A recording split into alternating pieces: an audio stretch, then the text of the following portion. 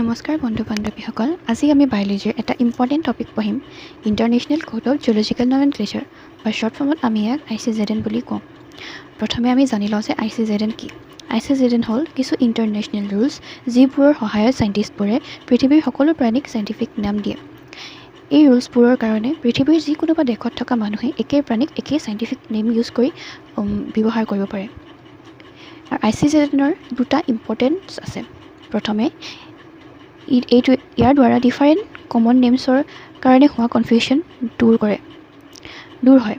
দ্বিতীয়টো হৈছে ইয়াৰ দ্বাৰা প্ৰতিটো প্ৰাণীক এক অফিচিয়েল চাইণ্টিফিক নাম দিয়া হয়, যিটোৱে গোটেই পৃথিৱীত একচেপ্ট কৰা হয়। এতিয়া আহক ICZNৰ চিম্পলছ ৰুলছবিলাক জানি লওঁ। ৰুল নম্বৰ 1 হৈছে প্ৰতিটো এনিমেলৰ দুটা নাম থাকে।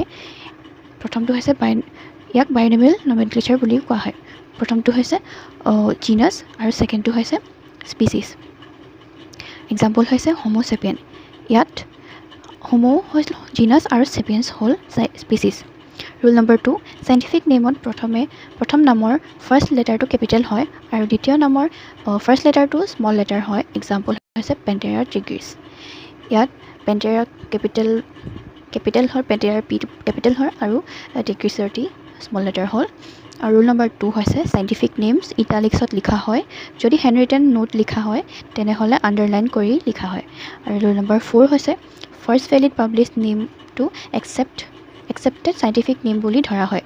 মানে যিটো চাইণ্টিফিক নেম আগে ভেলিডভাৱে পাব্লিছ হৈছিল সেইটোহে একচেপ্টেড হয়।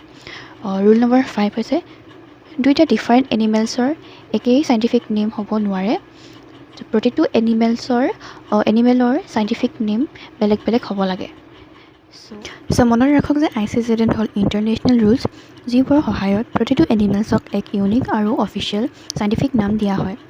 এয়াই আছিল আজিৰ ভিডিঅ'টোৰ টপিক। তো ভিডিঅ'টো ভাল লাগিলে লাইক, শ্বেয়াৰ আৰু চেনেলটো ছাবস্ক্ৰাইব কৰিব নাপাহৰিব। ধন্যবাদ।